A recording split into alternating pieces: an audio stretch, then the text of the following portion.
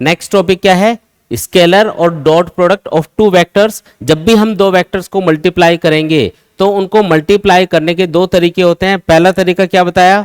Dot product. दूसरा क्या है? क्रॉस प्रोडक्ट, है ना, जिसको वेक्टर प्रोडक्ट या वेक्टर मल्टीप्लिकेशन भी बोलते हैं। इसको डॉट प्रोडक्ट को हम स्केलर मल्टीप्लिकेशन भी बोलते हैं, क्योंकि जब भी हम दो वेक्टर्स को डॉट प्रोडक्ट से मल्टीप्लाई करते हैं तो हमेशा इससे हमको एक स्केलर क्वांटिटी मिलती है। मतलब दो वेक्टर्स का डॉट प्रोडक्ट हमेशा क्या होता है? एक स्केलर होता है ना, इसलिए इसको स्केलर प्रोडक्ट भी बोला जाता है। जैसे आपको दो वेक्टर दिखा रखे हैं यहाँ पे, ये वाला वेक्टर मान लो ए है, ये वाला वेक्टर ए है और ये है वेक्टर बी, इनके बीच में एंगल थीटा है। अगर मुझे इनका डॉट प्रोडक्ट करना है तो उसका फॉर्मूला होता है ए डॉट बी बराबर ए बी कॉस थीटा। क्या होता है formula? A dot B equal to A B cos theta. इसमें ए क्या है? Magnitude of vector A, B क्या है? मैग्नीट्यूड ऑफ वेक्टर बी, और थीटा क्या है? थीटा है angle between vector A and B. तो ए डॉट बी किसके बराबर होगा? A B cos theta. इस सिंपल ए का मतलब है magnitude of vector A, simple B, देखो इनके ऊपर वेक्टर सिंबल नहीं लगाया मैंने क्योंकि इनका सिर्फ मैग्नीट्यूड लिखना है, और थीटा क्या है? Angle between vector A and B. ठीक है, तो इस तरीके से आप डॉट प्रोडक्ट फाइंड कर सकते हो। अब मैं आपको इसके कुछ इंपॉर्टेंट पॉइंट्स बताऊंगा जो काफी ज्यादा यूज करेंगे हम क्वेश्चन सॉल्व करने में। जैसे कई बार क्या होगा, आपको बोलेगा कि दो वेक्टर्स का जो डॉट प्रोडक्ट है ना, उसमें जैसे ए डॉट बी लिखा हुआ है उसकी जगह बी डॉट ए लिख देगा, तो क्या ऐसा पॉसिबल है कि हम ए डॉट बी को बी डॉट ए लिख सकते हैं? हाँ, क्योंकि ये कम्यूटेटिव लॉ को फॉलो करता है। तो इसका पहला इंपॉर्टेंट पॉइंट ये है कि ए डॉट बी लिखो चाहे चाहे बी डॉट ए लिखो, एक ही बात है, कोई दिक्कत वाली बात नहीं है इसमें। ठीक है, दूसरा जो डॉट प्रोडक्ट है क्या वो एसोसिएटिव लॉ को फॉलो करता है? हाँ जी, एसोसिएटिव लॉ को भी फॉलो करता है। मतलब ए वेक्टर डॉट बी प्लस सी लिखा हुआ है मान लो, है ना, तो इसको आप ऐसे भी लिख सकते हो, ए डॉट बी, ए को बी से मल्टीप्लाई कर लिया, फिर आएगा प्लस, फिर ए को सी से मल्टीप्लाई करके लिख दो ए डॉट सी। ठीक है, तो ऐसा हम कर सकते हैं। इसका मतलब डॉट प्रोडक्ट एसोसिएटिव लॉ को भी फॉलो करता है। आपको पूछ ले कि दो वेक्टर्स का हम डॉट प्रोडक्ट कर रहे हैं तो उसे मैक्सिमम वैल्यू क्या आएगी, तो आपको पता है कि ए और बी तो यहाँ पे कांस्टेंट होंगे भाई, ए और बी का जो मैग्नीट्यूड होगा वेक्टर्स का वो तो जो भी होगा वो कांस्टेंट होगा। थीटा पे डिपेंड करेगा कि ये आंसर मैक्सिमम आएगा या मिनिमम आएगा। अगर थीटा 0 डिग्री है, अगर दो वेक्टर सेम डायरेक्शन में है तो cos 0 होता है 1, यानी कि दो वेक्टर सेम डायरेक्शन में है तो उनका जो डॉट प्रोडक्ट है वो हमेशा क्या आएगा?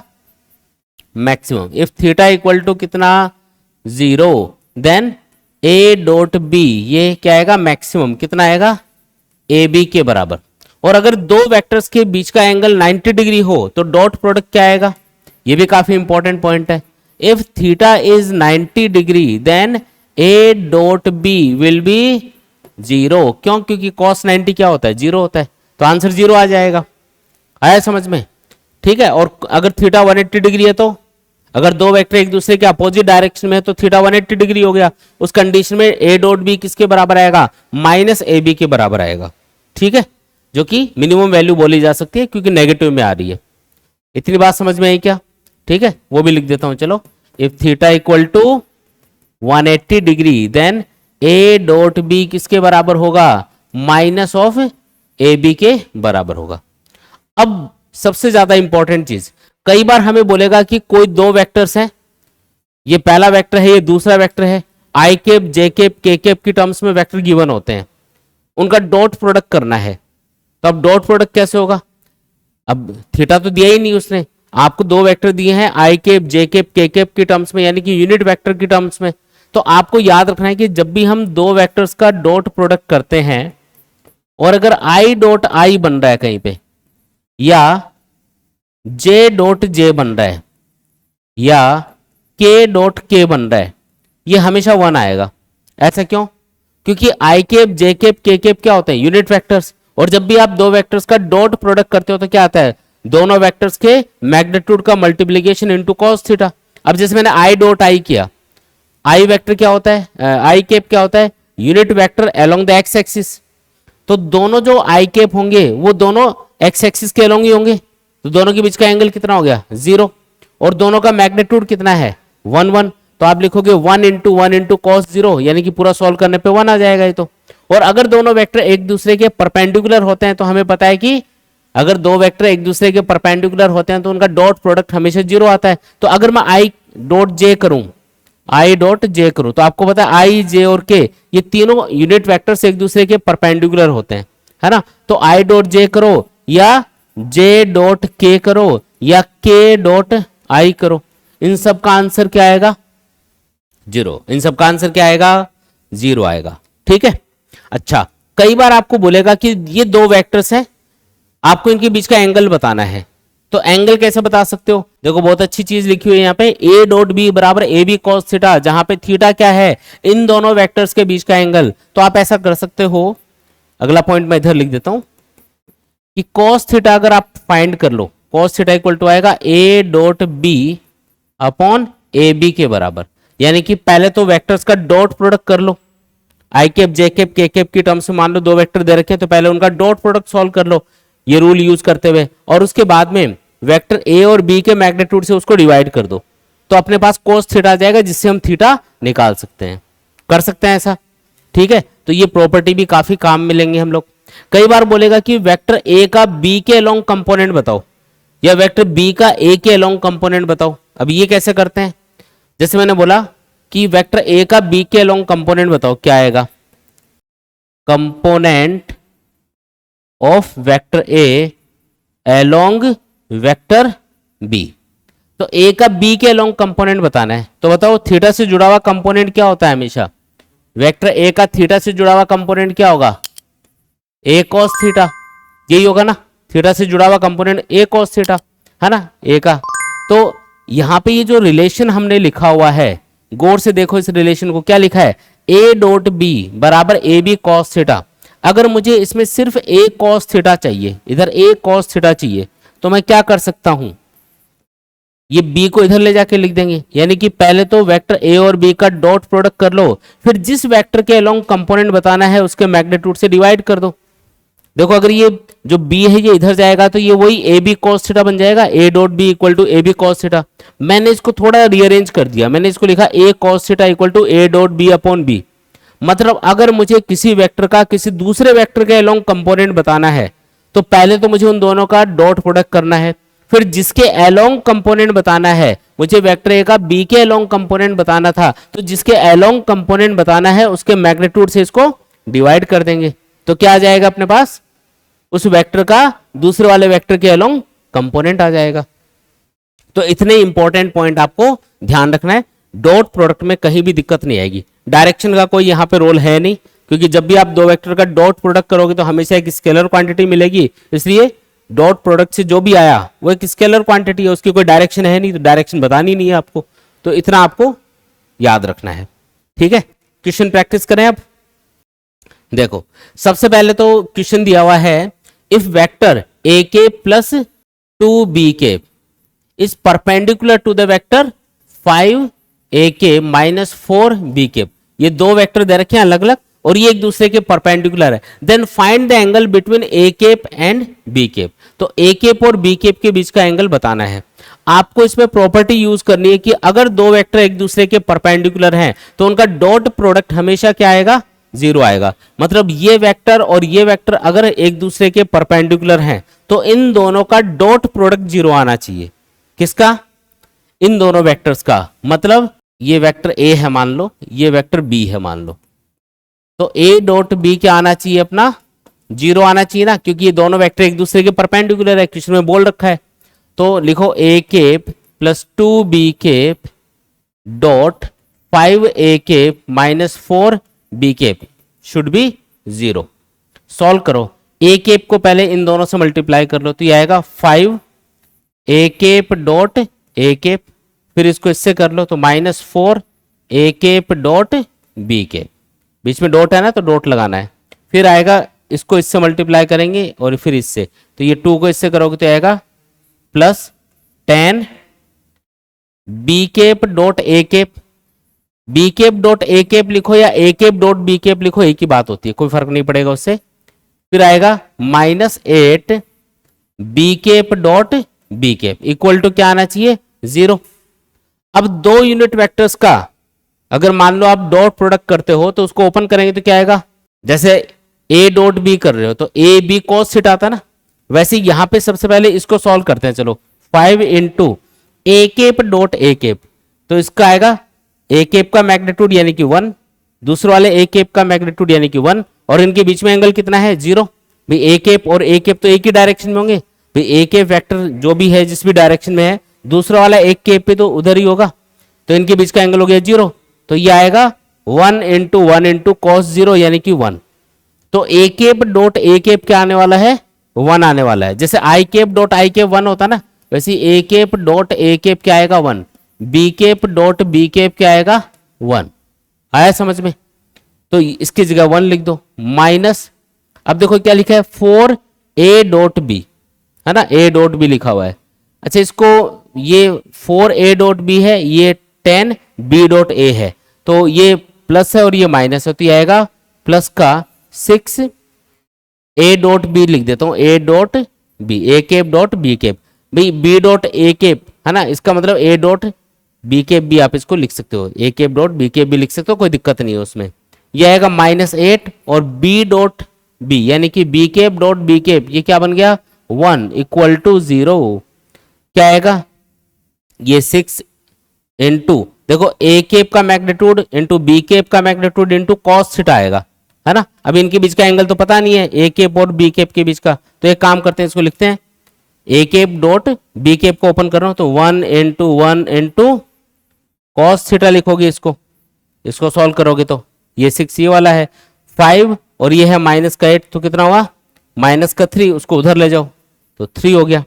तो बताओ ये सॉल्व करोगे तो ये आएगा cos theta equal to 6 upon में चला जाएगा यानी कि 1/2। अब cos थीटा 1/2 कब आता है, जब थीटा 60 डिग्री हो। आंसर क्या आ गया 60 डिग्री, मतलब ए केप और बी केप के बीच का एंगल कितना है 60 डिग्री, क्योंकि जब भी आप डॉट प्रोडक्ट हटाते हो तो जो cos थीटा आता है उसमें थीटा हमेशा उन दोनों वेक्टर्स के बीच का एंगल होता है।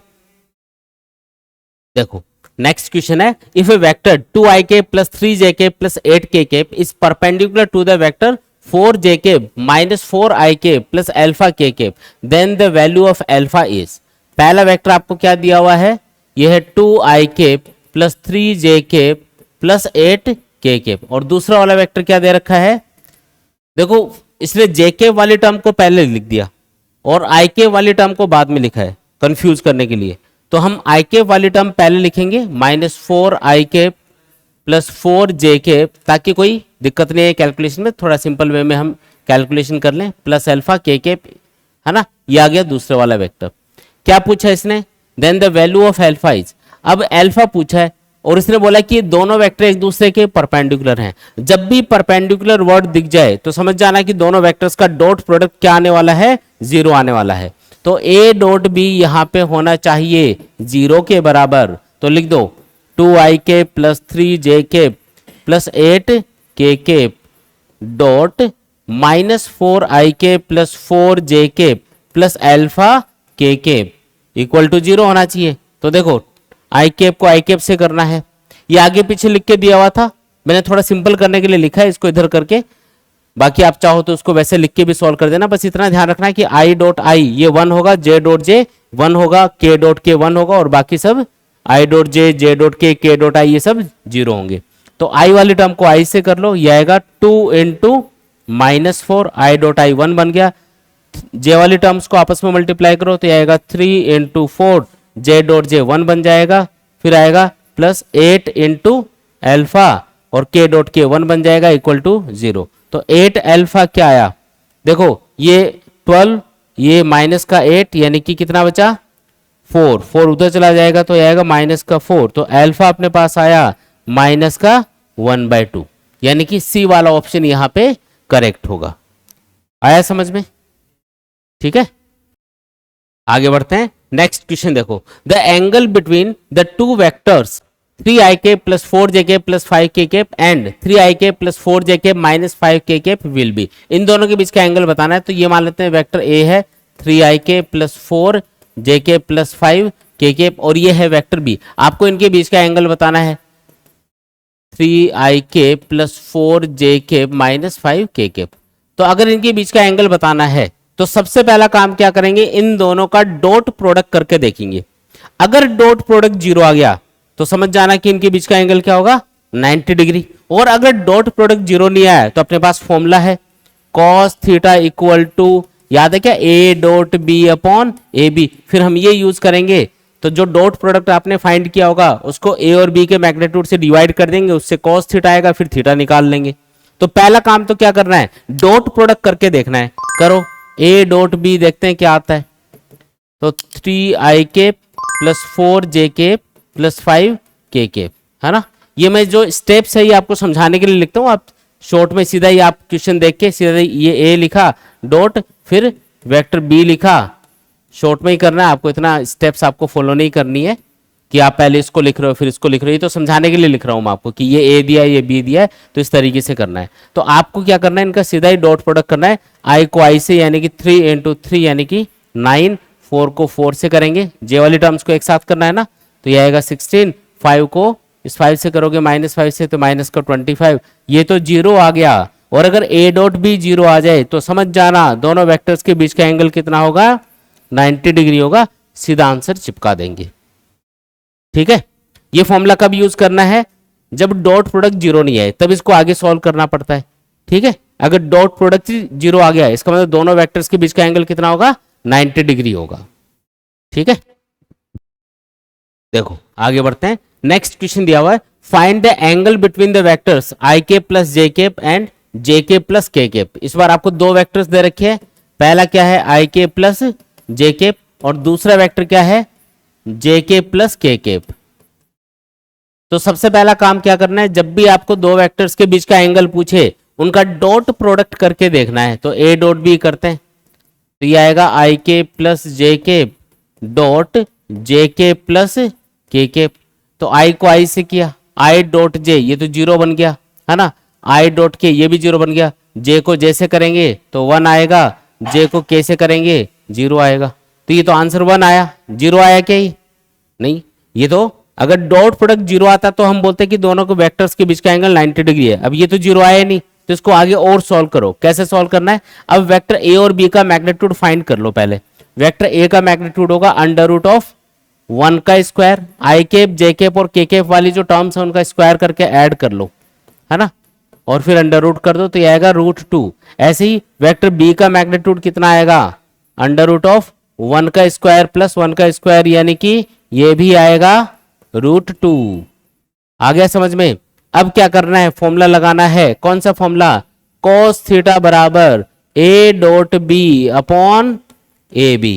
लिखो a डॉट बी क्या आया था 1, ए बी ये √2 है, ये भी √2 है, ये तो 1/2 बन गया। अब cos थीटा 1/2 कब आता है आपको पता ही है, जब थीटा 60 डिग्री होता है। तो आंसर क्या होगा 60 डिग्री। सी वाला ऑप्शन यहां पे करेक्ट हो जाएगा अपना। ठीक है, नेक्स्ट क्वेश्चन है, the component of vector A along the vector B is. तो वेक्टर ए दिया हुआ है आपको 2ik plus 3j cap, vector B आपको दिया हुआ है ik प्लस j केप। अब क्या पूछा इसने, component of vector A along B, component vector A along vector B पूछा आपको। तो इसका फॉर्मूला होता है, पहले तो a डॉट बी सॉल्व करेंगे, फिर जिसके अलोंग कंपोनेंट पूछा जा रहा है उसके मैग्नीट्यूड से इसको डिवाइड कर देंगे। तो वेक्टर a का b के अलोंग कंपोनेंट आ जाएगा। पहले तो a डॉट बी कैलकुलेट करो, फिर जिसके अलोंग कंपोनेंट पूछा है उसके मैग्नीट्यूड से डिवाइड करना है। ठीक है, करते हैं। देखो पहले a डॉट बी सॉल्व करते हैं। चलो a डॉट बी क्या आएगा, तो i को i से करो 2 इंटू 1 यानी कि 2, और j को j से कर लो यानी कि 3 इंटू 1 यानी कि 3 यानी कि 5 आ गया। ये सीधा ही कर दिया मैंने, वेक्टर a और b लिखा हुआ है उसके अकॉर्डिंग डॉट प्रोडक्ट आ गया। वेक्टर b का मैग्नीट्यूड कितना होगा, तो मैग्नीट्यूड होगा अंडर रूट ऑफ 1 का स्क्वायर प्लस 1 का स्क्वायर यानी कि √2 आ गया ये। तो बताओ जो कंपोनेंट होगा वो क्या आएगा, तो आएगा a डॉट बी यानी कि 5, है ना, इस यही लिख देता हूँ। a डॉट बी क्या आया अपना 5 आया, और वेक्टर बी का मैग्नीट्यूड √2 आया। तो ये अपना आंसर हो गया 5/√2, यानी कि ए वाला ऑप्शन यहाँ पे करेक्ट हो जाएगा। इस तरीके से करना है। जिसके अलोंग कंपोनेंट पूछा है उसके मैग्नीट्यूड से डिवाइड करेंगे हमेशा। बच्चों काफी बच्चे ये कमेंट करते हैं कि सर हमें नोट्स कहाँ से मिलेंगे। तो बच्चों आपको नोट्स मिलेंगे हमारी ऐप के ऊपर। ऐप का नाम है physics with Umesh Rajoria. App के ऊपर आपको फिजिक्स नोट्स के अलावा केमिस्ट्री और बायोलॉजी के नोट्स भी मिल जाएंगे। नोट्स तो आपको मिलेंगे ही, इसके अलावा आपको और भी बहुत सारी चीजें ऐप के ऊपर मिलने वाली है, जैसे कि इंपॉर्टेंट पीवाईक्यूज जो हम इस सीरीज में कवर कर रहे हैं वो भी आपको ऐप के ऊपर मिल जाएंगे। आपको चैप्टर वाइज टेस्ट पेपर मिल जाएंगे जिससे आप अपनी प्रिपरेशन को प्रॉपर तरीके से चेक कर सकते हैं। इसके अलावा आपको माइंड मैप और फॉर्मूला बुकलेट्स मिलेंगी जिससे आप फिजिक्स, केमिस्ट्री और बायोलॉजी को प्रॉपर तरीके से बहुत कम टाइम में रिवाइज कर सकते हैं। इसके अलावा आपको कंप्लीट एनसीईआरटी सॉल्यूशंस मिल जाएंगे हर एक सब्जेक्ट के। ये जो ऐप है ये आप गूगल प्ले स्टोर से भी डाउनलोड कर सकते हैं, या ऐप का जो लिंक है वो हम इस वीडियो के डिस्क्रिप्शन में शेयर कर देंगे, आप वहां से भी इसको डाउनलोड कर सकते हैं। नेक्स्ट टॉपिक है cross product of two vectors, मतलब आपको दो वेक्टर्स का क्रॉस प्रोडक्ट करना है। और क्रॉस प्रोडक्ट को हम वेक्टर मल्टीप्लिकेशन भी बोलते हैं क्योंकि इससे हमें एक वेक्टर क्वांटिटी मिलेगी। मतलब दो वेक्टर्स का क्रॉस प्रोडक्ट करने पे क्या मिलती है, एक वेक्टर क्वांटिटी, इसलिए इसको वेक्टर मल्टीप्लिकेशन या क्रॉस प्रोडक्ट भी बोला जाता है। देखो ये दो वेक्टर्स है जिनके बीच का एंगल है थीटा। अगर मुझे ए क्रॉस बी करना है तो ये बराबर होगा ए बी साइन थीटा के। जैसे डॉट प्रोडक्ट क्या होता है, ए डॉट बी बराबर होता है ए बी कॉस थीटा, वैसे ही क्रॉस प्रोडक्ट में ए क्रॉस बी क्या होगा, ए बी साइन थीटा के बराबर होगा। साथ में आएगा एक यूनिट वेक्टर एन कैप। अब ये एन कैप क्या है, इस एन कैप को हम बोलते हैं नॉर्मल यूनिट वेक्टर। नॉर्मल मतलब परपेंडिकुलर, क्योंकि जब भी आप दो वेक्टर्स का क्रॉस प्रोडक्ट करते हो तो उससे जो रिजल्टेंट वेक्टर आपको मिलेगा वो हमेशा उस प्लेन के परपेंडिकुलर होता है जिस प्लेन में दोनों वेक्टर्स होते हैं, इसलिए इसको नॉर्मल यूनिट वेक्टर बोलते हैं एन कैप को, जिससे हमने इस टर्म को मल्टीप्लाई किया हुआ है। अगर सिर्फ मैग्नीट्यूड पूछे कि ए क्रॉस बी का मैग्नीट्यूड क्या होगा तो आप बोलोगे ए बी साइन थीटा। लेकिन अगर डायरेक्शन पूछे तो कैसे बताओगे, तो इसके लिए एक रूल है। एन कैप यहाँ पे डायरेक्शन बताने के लिए यूज कर रहे हैं, और डायरेक्शन बताने का एक रूल है जिसको हम राइट हैंड थंब रूल बोलते हैं, है ना, या राइट हैंड स्क्रू रूल बोलते हैं। तो डायरेक्शन किससे बताते हैं, राइट हैंड स्क्रू रूल बोलते हैं इसको, है ना। इसके अकॉर्डिंग पहले वेक्टर, जैसे दो वेक्टर का क्रॉस प्रोडक्ट कर रहे हो तो पहले वेक्टर की डायरेक्शन में राइट हैंड फिंगर्स को सीधा रखो और दूसरे वेक्टर की डायरेक्शन में फिंगर्स को घुमाओ। थंब आपको रिजल्टेंट वेक्टर की डायरेक्शन बताएगा जो क्रॉस प्रोडक्ट से मिलेगा। जैसे मुझे ए क्रॉस बी करना है तो वेक्टर ए की डायरेक्शन में राइट हैंड फिंगर्स को सीधा रखो और वेक्टर बी की डायरेक्शन में, ए से बी की डायरेक्शन में फिंगर्स को घुमाओ।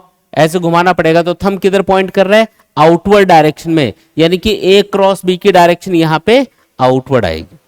ऐसे पता लगाना है, आया समझ में।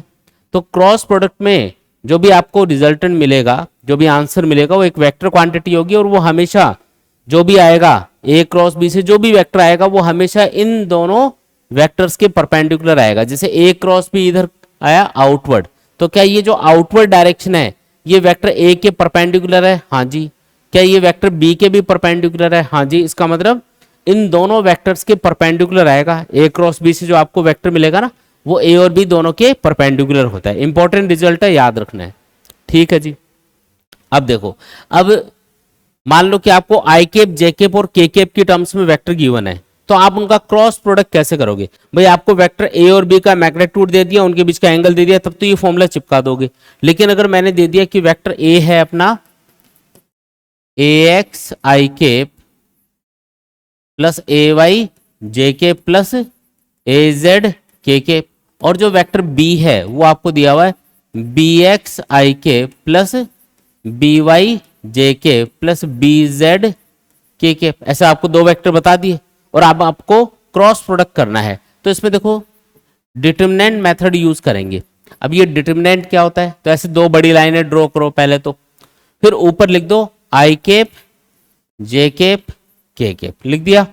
इसके बाद में जैसे ए क्रॉस बी करना है तो ए वाली जो टर्म्स हैं, जो आई कैप जे कैप के कैप के मल्टीपल है, वो एज इट इज यहाँ पे लिख दो। जैसे ये आएगा ए एक्स, यहाँ पे है ए वाई, यहाँ पे इसके नीचे आएगा ए जेड।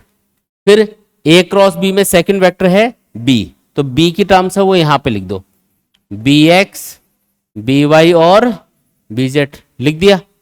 अब इसको सॉल्व कैसे करना है, देखो इसको सॉल्व करने का तरीका, पहले लिखो आई कैप, आई कैप लिख दिया। उसके बाद में ध्यान से देखना, उसके बाद में ये वाला कॉलम और ये वाली रो जिसमें आई कैप है इसको छोड़ देंगे। कौन सा कॉलम जिसमें आई कैप आ रहा है, कौन सी रो जिसमें आई कैप आ रहा है, इसको छोड़ दो। क्या बचा, A Y A Z B Y B Z बचा। अब इनको क्रॉस मल्टीप्लाई करके सब्ट्रैक्ट कर लो। ए वाई को पहले इधर से करना है, ए वाई को बी जेड से, फिर ए जेड को बी वाई से मल्टीप्लाई कर लो, आपस में सब्ट्रैक्ट कर दो।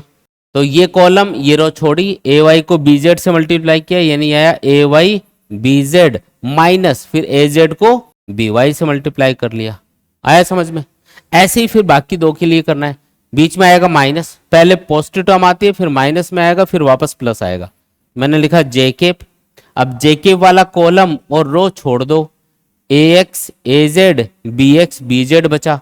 ए एक्स को बी जेड से मल्टीप्लाई कर लो, A X B Z minus A Z B X, ऐसे कर दिया। फिर आएगा प्लस में के केप, फिर ये कॉलम और ये रो छोड़नी है तो इसको इससे करो, ए एक्स बी वाई माइनस ए वाई बी एक्स। बोलो आया क्या समझ में? तो इसको सॉल्व कर लोगे तो आपके पास में वो वेक्टर आ जाएगा जो ए क्रॉस बी से आपको मिलने वाला है। ठीक है, समझ में आई ये बात? अब मैं इसके कुछ इंपॉर्टेंट पॉइंट्स आपको बताऊंगा क्रॉस प्रोडक्ट के, जो अपने काफी काम आने वाले हैं। पहला पॉइंट तो ये याद रखो कि ए क्रॉस बी से जो भी आपको रिजल्टेंट वेक्टर मिलेगा वो हमेशा ए और बी वेक्टर के परपेंडिकुलर होगा, है ना। जो एन केप होता है नॉर्मल यूनिट वेक्टर, ये हमेशा कैसे कैलकुलेट किया जाता है, A cross B upon A B sine theta से। भाई ए क्रॉस बी किसके बराबर है, ए बी साइन थीटा।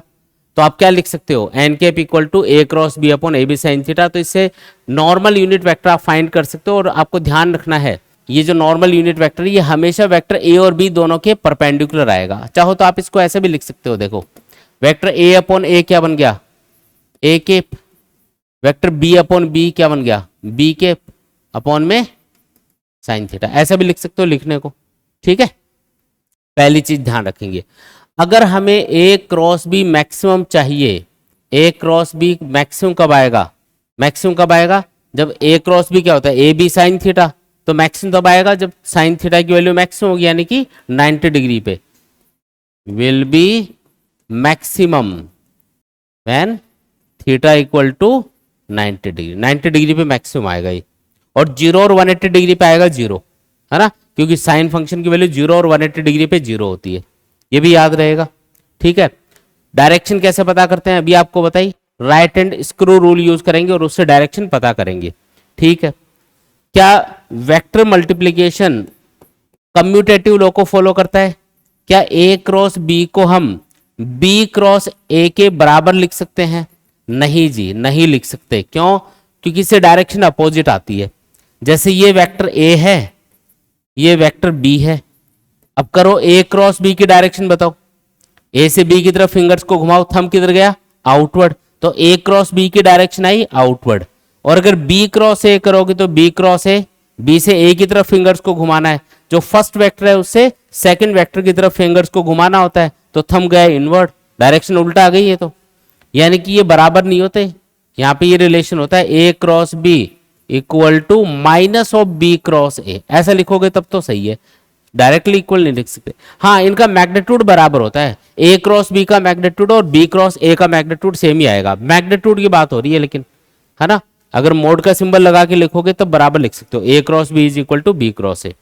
ठीक है, क्या ये एसोसिएटिव लॉ को फॉलो करता है? हाँ जी, मैंने लिखा vector A cross B plus C, तो मैं इसको ऐसे भी लिख सकता हूं, लेकिन ऑर्डर चेंज नहीं करना है। पहले वेक्टर ए है तो ए ही आएगा, ए क्रॉस बी लिखो प्लस फिर ए क्रॉस सी लिख दो। उल्टा पुल्टा नहीं करना है इनको, जो पहले है वो पहले ही आएगा, बाद में है वो बाद में ही आएगा। इस तरीके से लिख रहा है तो इसको बोलते हैं एसोसिएटिव लॉ। इसको ये फॉलो करता है, कोई दिक्कत वाली बात नहीं है। एक इंपॉर्टेंट क्वेश्चन बनता है कई बार कि मान लो कि कोई दो वेक्टर हैं, वेक्टर ए और बी, उनके बीच में एंगल थीटा है। कोई एक वेक्टर और मान लेते हैं सी, ये मान लो वेक्टर सी है। तो ए डॉट बी क्रॉस सी क्या आएगा, सोच के बताओ। ए डॉट बी क्रॉस सी क्या आएगा?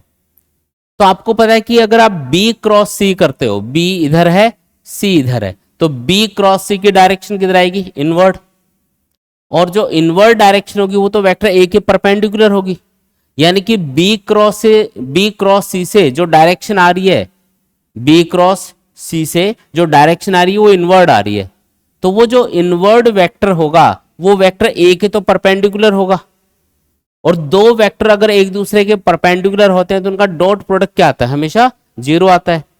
बी क्रॉस सी की डायरेक्शन किधर आई, इनवर्ड, वेक्टर ए किधर है, बोर्ड वाले प्लेन में, दोनों के बीच में एंगल कितना है, 90 डिग्री, यानी कि आंसर क्या बना, 0। अगर तीन वेक्टर, अब इसको ऐसे याद रखो, अगर तीन वेक्टर सेम प्लेन में है तो कोई भी दो का, उनमें से कोई भी दो का क्रॉस प्रोडक्ट करने के बाद में जो भी आएगा, अगर उसका आप तीसरे वाले वेक्टर के साथ में डॉट प्रोडक्ट करोगे, यानी कि बी क्रॉस सी का डॉट प्रोडक्ट करोगे ए के साथ, तो वो आंसर क्या आएगा, हमेशा 0 आएगा। बोलो आया कि नहीं आया, आसान एकदम, ठीक है। तो ये कुछ इंपॉर्टेंट पॉइंट्स जो आपको ध्यान रखने हैं। अब दो इंपॉर्टेंट पॉइंट और होते हैं कि कई बार आपको ऐसे बोलेगा कि आपको दो वेक्टर हैं कोई ए और बी और उनके बीच में एंगल थीटा है, तो उससे जो ट्रायंगल बनेगा, ये वेक्टर ए, ये वेक्टर बी और ये एंगल थीटा, तो इससे जो ट्रायंगल बना, कौन सा ट्रायंगल, ये वाला, इसका एरिया बता दो हमको। दो वेक्टर्स के हेड को मिलाओगे तो एक ट्रायंगल बन जाएगा ना, तो ये वाला जो ट्रायंगल बनेगा इसका एरिया कैसे कैलकुलेट करोगे, तो area of the triangle formed by the two vectors, ये बराबर होता है 1/2 magnitude of A cross B के। इसके बराबर होगा half of the magnitude of A cross B. A cross B निकाल लो पहले, इन दोनों का क्रॉस प्रोडक्ट करके जो भी आएगा उसका हाफ कर दो, मैग्नीट्यूड का हाफ। अगर बोले कि इन दो वेक्टर से जो पैरेललोग्राम बनेगा उसका एरिया क्या होगा, पैरेललोग्राम कैसे बनेगा, देखो, अगर इस वाले वेक्टर के पैरेलल यहां पे लाइन ड्रॉ करोगे, इस वाले वेक्टर के पैरेलल यहां पे लाइन ड्रॉ करोगे, तो ये बन गया ना एक पैरेललोग्राम। तो अगर एरिया ऑफ द पैरेललोग्राम पूछे, एरिया ऑफ द पैरेललोग्राम, ये बराबर आएगा, देखो जो ट्रायंगल है उसका जो एरिया उससे डबल आएगा ये, क्योंकि एक ट्रायंगल यहाँ पे ये बन रहा है और दूसरा ये बन रहा है, ये वाली साइड इसके बराबर है, ये वाली साइड इसके बराबर है, ये साइड कॉमन है, तो दोनों ट्रायंगल एक जैसे हुए। तो इस पैरेललोग्राम का एरिया पूछ ले तो क्या करोगे, ट्रायंगल का जो एरिया है उससे डबल कर दो, यानी कि 2 हट जाएगा, आंसर आ जाएगा ए क्रॉस बी के मैग्नीट्यूड के बराबर। आ रहा है समझ में। कई बार ऐसे बोलेगा कि मान लो कि कोई दो वेक्टर्स हैं और वो किसी पैरेललोग्राम के डायगोनल्स को रिप्रेजेंट कर रहे हैं। मैं एक पैरेललोग्राम ड्रॉ कर रहा हूं सबसे पहले, ये देखो, ये एक पैरेललोग्राम है ऐसा, इसमें दो वेक्टर्स हैं जो इसके डायगोनल्स को रिप्रेजेंट कर रहे हैं। ये वेक्टर ए है अपना, और ये इधर मान लो वेक्टर बी है, ये वेक्टर ए, ये वेक्टर बी। तो इस पैरेललोग्राम का एरिया बताओ हमको। अगर दो वेक्टर्स किसी पैरेललोग्राम के डायगोनल्स को रिप्रेजेंट कर रहे हैं तो फिर उस पैरेललोग्राम का जो एरिया होगा, एरिया ऑफ पैरेललोग्राम, है ना, ये बराबर होगा 1/2 magnitude of A cross B. दोबारा सुनो, अगर दो वेक्टर्स किसी ट्रायंगल की दो साइड्स को रिप्रेजेंट कर रहे हैं, है ना, और फिर एक ट्रायंगल बन रहा है ऐसा, तो उस ट्रायंगल का एरिया तो होता है 1/2 ए क्रॉस बी। और अगर इन दो वेक्टर्स के पैरेलल दो लाइनें ड्रॉ करके आप पैरेललोग्राम बना देते हो तो इस पैरेललोग्राम का एरिया होता है double of the triangle of area of the triangle, यानी कि ए क्रॉस बी के मैग्नीट्यूड के बराबर। लेकिन अगर दो वेक्टर्स किसी पैरेललोग्राम के दो डायगोनल्स को रिप्रेजेंट कर रहे हैं तो उस पैरेललोग्राम का एरिया क्या होगा, 1/2 ए क्रॉस बी के बराबर होगा। ठीक है, तो ये इतने इंपॉर्टेंट पॉइंट अगर आप ध्यान रखोगे तो आपको क्रॉस प्रोडक्ट में कहीं भी दिक्कत नहीं आएगी। एक छोटी सी चीज आप ध्यान रखना, कई बार आई क्रॉस जे, जे क्रॉस के क्रॉस आई ऐसा बन रहा होगा कैलकुलेशन के टाइम पे, तो उसका आंसर क्या होता है, तो उसको मैं यहां पे लिख रहा हूं, आप इसको ऐसे याद रखो।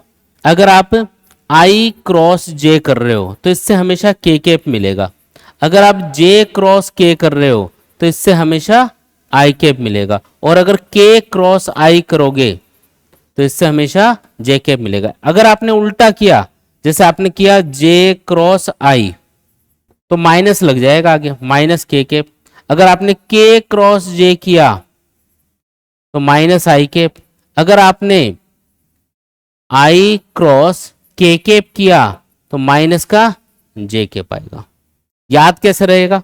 तो मैं एक डायग्राम से बता देता हूं। जैसे मैंने लिखा आई केप, जे केप, यहां पे लिखा के केप, ये लो।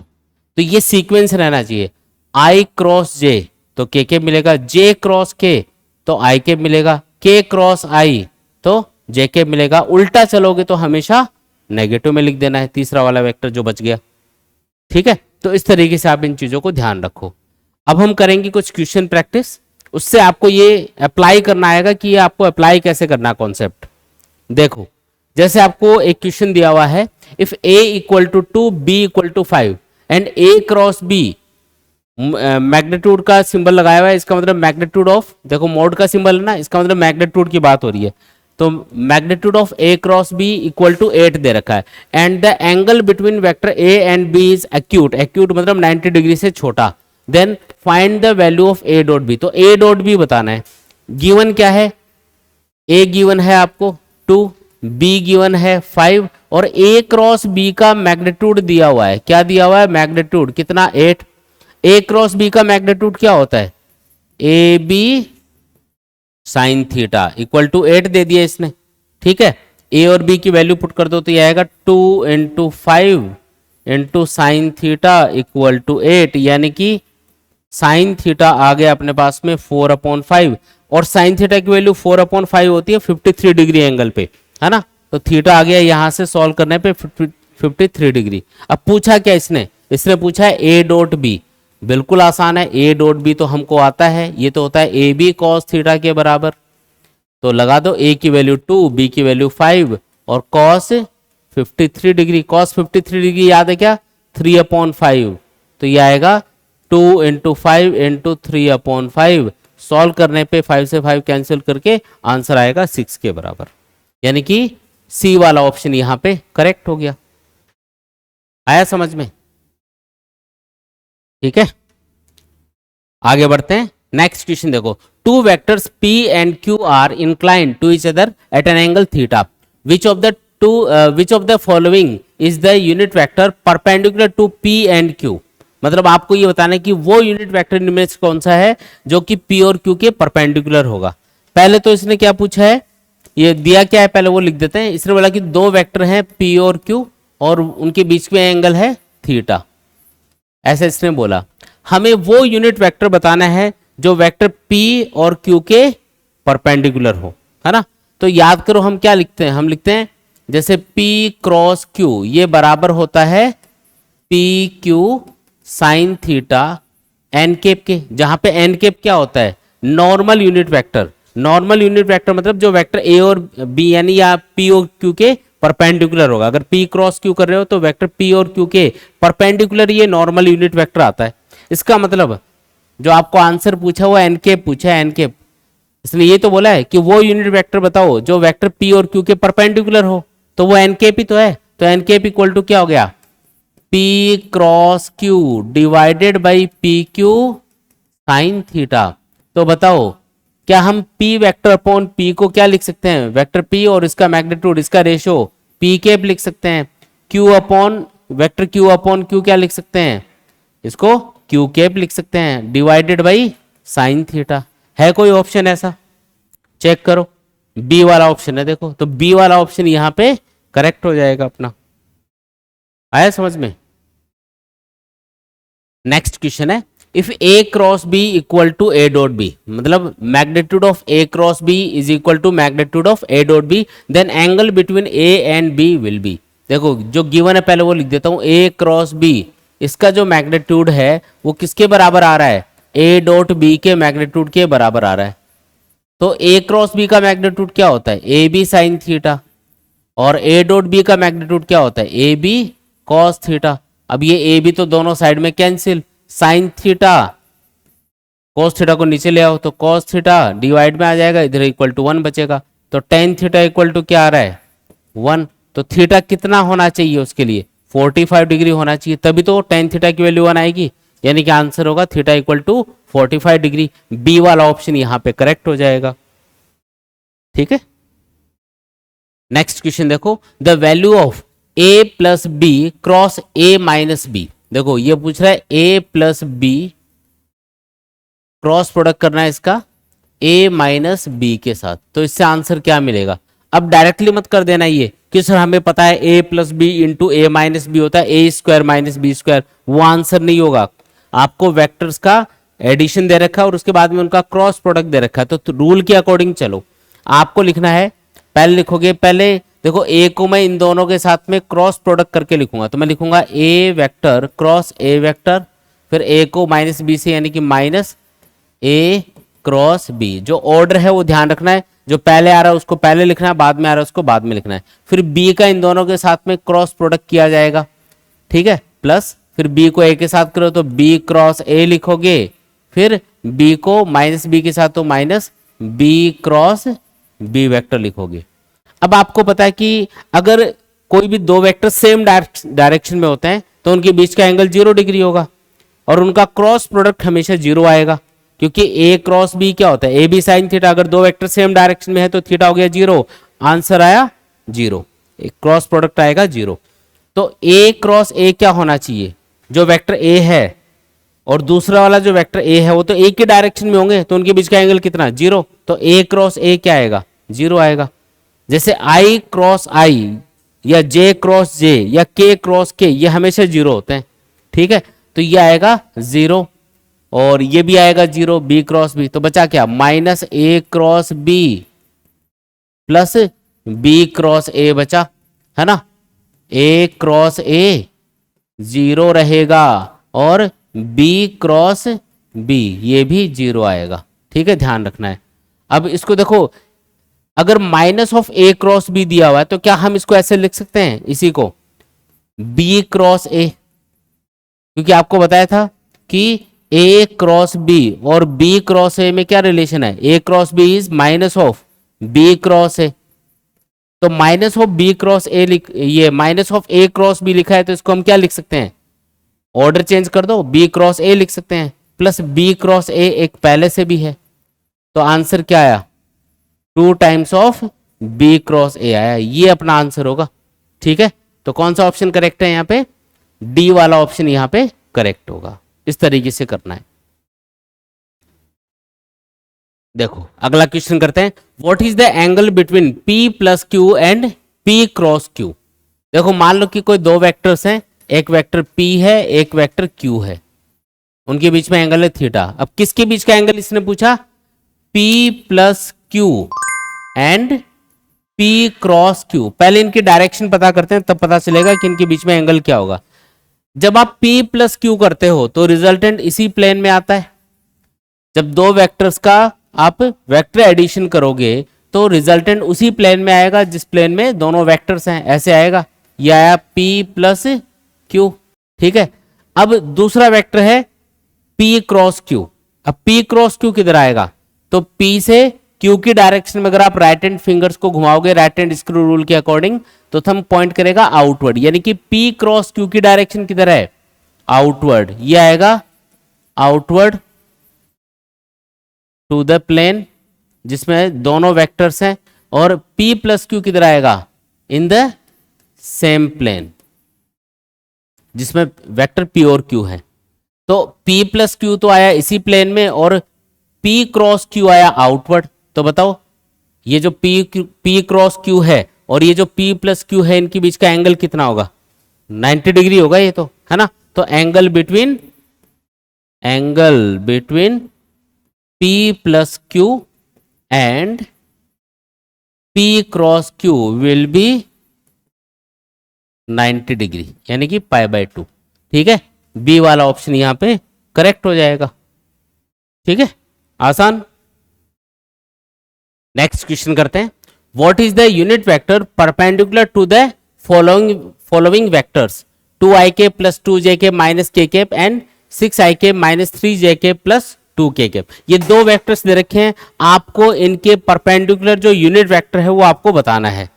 वो यूनिट वेक्टर कौन सा होगा जो इन दोनों वेक्टर्स के परपेंडिकुलर है। कैसे फाइंड करोगे, एक काम करते हैं, मान लो कि पहला वेक्टर है वेक्टर A जो कि है 2ik plus 2jk minus kk, और दूसरा वाला जो वेक्टर है वो है 6ik minus 3jk plus two के कैप। अब आपको ये बताना है कि वो यूनिट वेक्टर बताओ जो इन दोनों के परपेंडिकुलर हो। तो एक चीज बताओ, जब भी हम दो वेक्टर का क्रॉस प्रोडक्ट करते हैं तो जो वेक्टर हमको मिलता है क्रॉस प्रोडक्ट से, क्या वो उन दोनों वेक्टर्स के परपेंडिकुलर होता है? परपेंडिकुलर होता है। तो एक काम करते हैं, अगर हम इन दोनों वेक्टर्स का क्रॉस प्रोडक्ट करें तो इससे जो वेक्टर आपको मिलने वाला है वो इन दोनों के परपेंडिकुलर होगा, फिर उसका यूनिट वेक्टर फाइंड कर देंगे। वही आपको पूछा है, क्वेश्चन पढ़ो, what is the unit vector perpendicular to the vectors this and this, है ना। तो एक काम करो, पहले क्रॉस प्रोडक्ट फाइंड कर लो। अब ए क्रॉस बी फाइंड करने का तरीका, तो डिटर्मिनेंट मेथड मैंने आपको बताया था, पहले लिखेंगे आई केप जे केप के केप, फिर ए क्रॉस बी करना है तो ए वाली टर्म्स को पहले लिख दो, टू टू और -1, टू टू और -1। बी वाली वेक्टर, बी वेक्टर वाली टर्म्स को बाद में लिख दो, 6 -3 और 2। ठीक है, अब क्या करना है, तो पहले आई केप लिखना है, फिर आई केप वाला कॉलम और रो छोड़ना है, फिर इसको क्रॉस मल्टीप्लाई करना है ना, फिर इसको करना है आपस में सब्ट्रैक्ट कर देना है। तो 2 × 2 हुआ 4, -1 और -3 हुआ 3, फिर आएगा माइनस जे केप, फिर जे केप वाला कॉलम और रो छोड़ देंगे, 2 को 2 से करेंगे 4 आया, 6 को -1 से करेंगे -6 आया, फिर प्लस के केप आ जाएगा, फिर ये कॉलम और ये रो जिसमें के केप है ना, वो कॉलम और रो छोड़ देंगे, 2 को -3 से करेंगे -6, 2 को 6 से करेंगे 12। ठीक है, तो इसको सॉल्व कर दो, तो ये आएगा, पूरा सॉल्व करने पे ए क्रॉस बी बराबर कितना आया, आई केप, और ये आएगा प्लस हो जाएगा तो -10 जे केप और -18 के केप। तो ये तो ए क्रॉस बी आया। अब जो एक्सपेक्टेड यूनिट वेक्टर है ना, उसको मैं एन केप बोल देता हूं, जो पूछा है इसने, वो होगा A cross B divided by magnitude of A cross B, है ना। किसी भी वेक्टर को उसके मैग्नीट्यूड से डिवाइड करोगे तो क्या आएगा, यूनिट वेक्टर आ जाएगा। इसका यूनिट वेक्टर फाइंड करना हो तो पहले लिखेंगे वेक्टर ए क्रॉस बी, ये ए क्रॉस बी है, आई केप -10 जे केप -18 के केप डिवाइडेड बाई, अब इसका मैग्नीट्यूड कैसे फाइंड करोगे ए क्रॉस बी का, तो आई केप जे केप के केप वाली जो टर्म्स है उनका स्क्वायर करके ऐड कर दो। आई के वाली टर्म है 1, जे के वाली टर्म है -10, तो माइनस का तो कोई फर्क पड़ता नहीं है, 10 ही ले लो, क्योंकि स्क्वायर करोगे तो प्लस हो जाएगा ना, +18 का होल स्क्वायर। देख लो कितना आ रहा है, यह आएगा आई केप -10 जे के -18 के केप डिवाइडेड बाई, अब देखो हर एक जो आंसर है उसमें नीचे 5√17 लिखा है, तो इसको आप सॉल्व करके देख लेना, ये 5√17 ही आ रहा होगा, तो ये अपना फाइनल आंसर हो जाएगा। तो कौन सा ऑप्शन है यहाँ पे करेक्ट, करेक्ट ऑप्शन कौन सा है, सी वाला है क्या, सी वाला ऑप्शन यहाँ पे करेक्ट होगा। इस तरीके से कर देना है। नेक्स्ट क्वेश्चन है, if vector a equal to 3ik plus jk plus 2kk and vector b equal to 2ik minus 2jk plus 4kk, then the value of a cross b is, a cross b का magnitude पूछा है इसने, बिल्कुल आसान है। पहले a cross b find करने के लिए आपको डिटर्मिनेंट मेथड यूज करना है, जिसमें हम लिखेंगे आई केप जे केप के केप। पहले वेक्टर ए वाले टर्म्स को लिखो, क्योंकि ए क्रॉस बी कर रहे हो, पहले जो वेक्टर आएगा उस वाली टर्म को पहले लिखा जाता है, तो लिखेंगे 3, 1 और 2, और बी वेक्टर वाली टर्म्स को बाद में लिख दो, 2, -2 और 4। आई केप जे केप के केप का जो मल्टीपल है वो लिखना होता है आपको। फिर इसको सॉल्व करने का तरीका आपको पता ही है, पहले लिखेंगे आई केप, फिर ये कॉलम और रो छोड़ देंगे, 1 को 4 से करेंगे मल्टीप्लाई, यह आया 4, माइनस फिर 2 को -2 से करेंगे, यानी कि आया -4, फिर आएगा माइनस का जे केप, फिर जे के वाला कॉलम और रो छोड़ देंगे, 3 को 4 से करेंगे, यह है 12 -2 × 2 यानी कि 4, प्लस के केप आ जाएगा, फिर ये कॉलम और रो छोड़ देंगे, 3 को -2 से यानी कि -6, 2 को 1 से यानी कि 2। बताओ आंसर, यह आया 8 आई केप, यह आया अपना -8 जे केप, और यह आया अपना -8 के केप। ठीक है, ये तो आया a क्रॉस बी, लेकिन a क्रॉस बी का मैग्नीट्यूड पूछा है इसने, तो a क्रॉस बी का जो मैग्नीट्यूड होगा वो बराबर होगा, जो भी आई केप जे केप के केप वाली टर्म्स है उनका स्क्वायर करके ऐड कर दो, अंडर रूट कर दो, है ना। तो ये तीनों टर्म 8 हैं, तो पूरा सॉल्व करोगे तो क्या आएगा, अगर आप 8 स्क्वायर को अंडर रूट से बाहर निकालोगे तो इस यहाँ 1 बचेगा, यहाँ 1 बचेगा, यहाँ 1 बचेगा, और 8 स्क्वायर अंडर रूट से बाहर आएगा तो 8 बाहर आएगा, तो अंडर रूट में 1 + 1 + 1 यानी कि 3 बच गया। ये आपका फाइनल आंसर है, यानी कि 8√3 अपना आंसर होगा इसमें। ठीक है, नेक्स्ट क्वेश्चन है, if two vectors 2ik + 3jk + kk एंड -4ik -6jk -λkk are parallel to each other then the value of lambda be. देखो अगर दो वेक्टर एक दूसरे के पैरेलल होते हैं तो हमेशा उनके आई केप, जे केप और के केप के मल्टीपल का जो रेशियो है वो सेम आएगा। क्या सेम आएगा, आई केप, जे केप और के केप के जो मल्टीपल्स हैं उनका रेशियो सेम आएगा तीनों के लिए। जैसे यहां पे वेक्टर ए मान लेते हैं, ये है 2i cap + 3j + k cap, ये प्रॉपर्टी आपको याद रखनी है। वेक्टर बी दे रखा है -4i cap -6j cap -λ k cap. मैंने बोला आई केप वाली टर्म्स का रेशियो यानी कि 2/-4 और जेके वाली टर्म्स का रेशियो यानी कि 3/-6 और केके वाली टर्म्स का रेशियो यानी कि 1/-λ। ये सेम आना चाहिए। अगर दो वेक्टर सेम डायरेक्शन में है ना, सेम डायरेक्शन में है तो उनके आई केप, जे केप और के केप के मल्टीपल का रेशियो सेम आता है। तो यहां से सॉल्व करोगे तो -1/2 आएगा, इधर सॉल्व करोगे ये भी देखो -1/2 आ रहा है, ये आएगा -1/λ। तो बताओ लैम्डा क्या होना चाहिए, 2 होना चाहिए, सिंपल सी बात है। लैम्डा क्या होगा, 2 होगा इसमें। ठीक, अगर दो वेक्टर एक दूसरे के परपेंडिकुलर होते हैं तो उनका डॉट प्रोडक्ट हमेशा 0 आता है। इस तरीके से चेक करना है, कहीं पे ये पता चल जाए ना कि ये दोनों वेक्टर एक दूसरे के परपेंडिकुलर हैं तो उनका डॉट प्रोडक्ट = 0 लिख सकते हो। और अगर दो वेक्टर एक दूसरे के पैरेलल हैं तो उनके आई केप, जे केप और के केप के मल्टीपल का रेशियो आप इक्वल कर सकते हो, उससे कोई भी अननोन वैल्यू है वो आप सॉल्व कर सकते हो इस तरीके से, है ना। तो बी वाला ऑप्शन यहां पे करेक्ट हो जाएगा। नेक्स्ट क्वेश्चन है, the angle between the vectors A and B is theta, the value of the triple product A.B cross A is. देखो ये कोई दो वेक्टर्स की बात कर रहा है, ए और बी की। मान लो ये वेक्टर ए और बी है, इनके बीच में एंगल थीटा इसने बताया हुआ है। तो पूछा है कि A.B क्रॉस A क्या आएगा। तो पहले तो ये बताओ कि B क्रॉस A की डायरेक्शन किधर आएगी। ए और बी वेक्टर दिखा रखे हैं, तो बताओ B क्रॉस A की डायरेक्शन किधर आएगी, इनवर्ड आएगी। कैसे, वेक्टर B की डायरेक्शन में राइट हैंड फिंगर्स को रखना है और A की डायरेक्शन में घुमाना है। B क्रॉस A का मतलब है B से A की तरफ जाना है हमको, तो B क्रॉस A की डायरेक्शन आ रही है इनवर्ड। देखो वेक्टर A तो बोर्ड वाले प्लेन में है और B क्रॉस A की डायरेक्शन इनवर्ड है, तो बताओ A और B क्रॉस A के बीच का एंगल कितना हुआ, 90 डिग्री। भाई B क्रॉस A इनवर्ड जा रहा है बोर्ड के परपेंडिकुलर, वेक्टर A इस बोर्ड वाले प्लेन में है तो इनवर्ड, और इस बोर्ड वाले प्लेन में ये जो दो वेक्टर्स हो गए एक तरह से, इनके बीच का एंगल तो 90 डिग्री हुआ, है ना। Here vector A is perpendicular to the B cross A, है ना। B क्रॉस A के क्या है, ये perpendicular, so that dot product क्या आएगा, इनका 0 आएगा। दो वेक्टर जब भी एक दूसरे के परपेंडिकुलर होते हैं उनका डॉट प्रोडक्ट हमेशा 0 आता है। तो कौन सा ऑप्शन होगा यहाँ पे, ऑप्शन नंबर बी यहाँ पे करेक्ट होगा। ठीक है,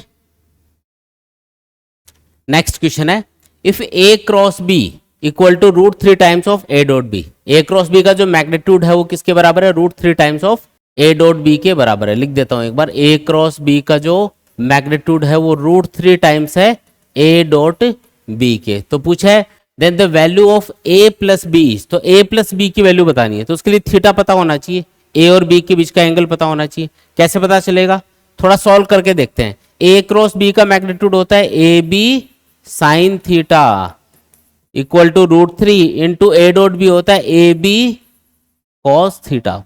ठीक है, अब देखो AB से AB कैंसिल, तो ये आया sin theta upon cos theta, यानी कि tan थीटा लिख दूं डायरेक्टली, इक्वल टू √3 यानी कि थीटा आ गया अपना 60 डिग्री। साइन अपॉन कॉस मैंने लिख दिया 10 इक्वल टू √3, तो थीटा आ गया 60 डिग्री। क्या पूछा इसने, इसने पूछा A + B है ना, इसका मैग्नीट्यूड बताना है, तो ये होगा अंडर रूट ऑफ, फॉर्मूला लगा दो, under root of A square plus B square plus 2ab cos theta, खत्म question. A square plus B square plus 2ab cos 60 degree, क्या होता है cos 60 degree, A square plus B square plus, याद करो cos 60 कितना 1/2, तो 1/2 लिखोगे, 2 से 2 उड़ा दोगे तो ए भी बचेगा ना। कौन सा ऑप्शन करेक्ट है, A square plus B square plus A B power 1/2, यानी कि डी वाला ऑप्शन यहां पे करेक्ट हो गया। ठीक है, देखो आगे बढ़ते हैं। नेक्स्ट क्वेश्चन है, if vector from origin to the point A and B are, vector A ये दे रखा है, वेक्टर बी ये दे रखा है, ठीक है, respectively the area of the triangle O A B is. अब ये ओरिजिन वगैरह की बात कर रहा है, मैं थोड़ा सा समझा देता हूं कि कहना क्या चाह रहा है। ये एक्स एक्सिस है, मान लो ये वाई एक्सिस, ये हो गया ओरिजिन। तो कोई वेक्टर ए है ना, ए वेक्टर कौन सा है, if vector from origin to the point A, ये मान लो पॉइंट ए है, ये पॉइंट बी है, तो ओरिजिन से पॉइंट ए की तरफ जो वेक्टर है वो है वेक्टर ए, ये वाला, और ओरिजिन से पॉइंट बी की तरफ जो वेक्टर है वो है वेक्टर बी, जैसा इसने बोला है।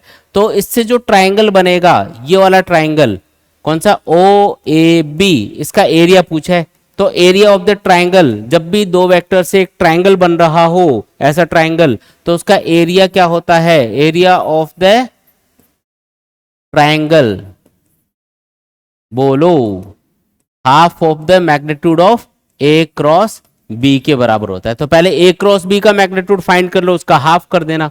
तो पहले ए क्रॉस बी फाइंड कर लेते हैं, ये लो जी, कैसे फाइंड करना है, बना दो डिटर्मिनेंट, आई केप जे केप के केप, फिर वेक्टर ए और बी, है ना, ये दो दे रखे, तो ए वाले टर्म्स को पहले लिख देते हैं, 3 -6 और 2, और ये है अपना 2 1 और -2, सॉल्व कर दो।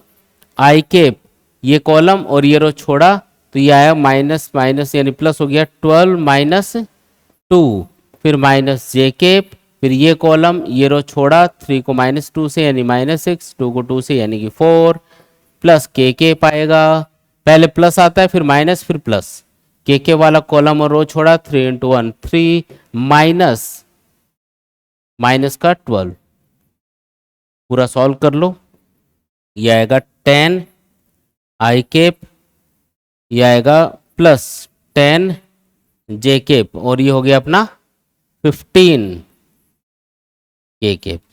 तो magnitude of A cross B कितना हुआ, अंडर रूट ऑफ 10 का स्क्वायर प्लस 10 का स्क्वायर प्लस 15 का स्क्वायर, है ना, तो ये आया अपना 100 100, और ये 15 का स्क्वायर 225, यानी सारा मिला के हो गया 425 अंडर रूट के अंदर।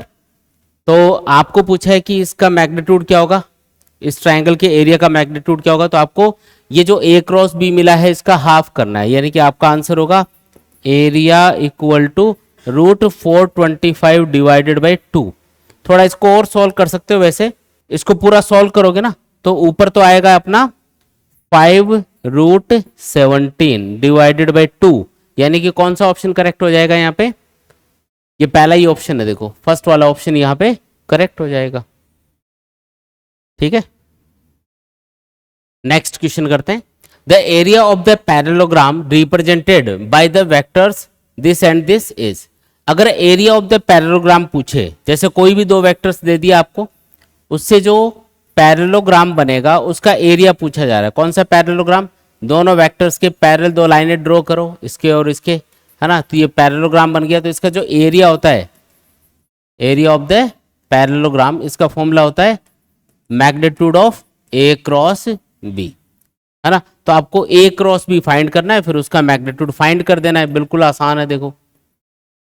और इसके लिए हम डिटर्मिनेंट मेथड यूज कर सकते हैं, आई केप जे केप के केप लिखा, पहले ए वाले टर्म्स को पहले लिख दो, देखो ये है ए वाले टर्म्स 2 और 3, के केप तो है ही नहीं तो 0 ले लो, बी वाले टर्म्स है 1 4, के वाले टर्म है नहीं है तो 0 ले लो, जो चीज नहीं हो उसको 0 मान लेना है। तो जैसे यहाँ पे के केप नहीं है, यहाँ पे भी के केप नहीं है, तो दोनों को 0 0 ले लिया। तो आई केप इनटू ये कॉलम ये रो छोड़ा, तो 3 को 0 से 3 को 0 4 को 0 से, यानी कि 0 - 0 आ गया, ये तो माइनस जे केप, फिर ये कॉलम और रो छोड़ दो 2 को 0 से, और 1 को 0 से ये भी 0 आ गया, प्लस के केप क्या आएगा, ये कॉलम रो छोड़ा 2 को 4 से यानी कि 8 माइनस 3 यानी कि आ गया पूरा सॉल्व करने पे 5 के केप। तो magnitude of A cross B क्या आएगा बता दो, ए क्रॉस बी, अब ए की टर्म बची है इसमें, तो magnitude of A cross B क्या होगा 5 होगा, है ना, ये अपना आंसर है। आया समझ में, के केप का मतलब है कि ए क्रॉस बी की डायरेक्शन किधर है, जेड एक्सिस के अलॉन्ग है, और मैग्नीट्यूड कितना है 5, तो ए क्रॉस बी का मैग्नीट्यूड कितना हुआ 5 हुआ, ठीक है। तो एरिया ऑफ द पैरेललोग्राम होगा अपना 5 के बराबर। तो कौन सा ऑप्शन करेक्ट है यहाँ पे, डी वाला ऑप्शन यहाँ पे करेक्ट होगा।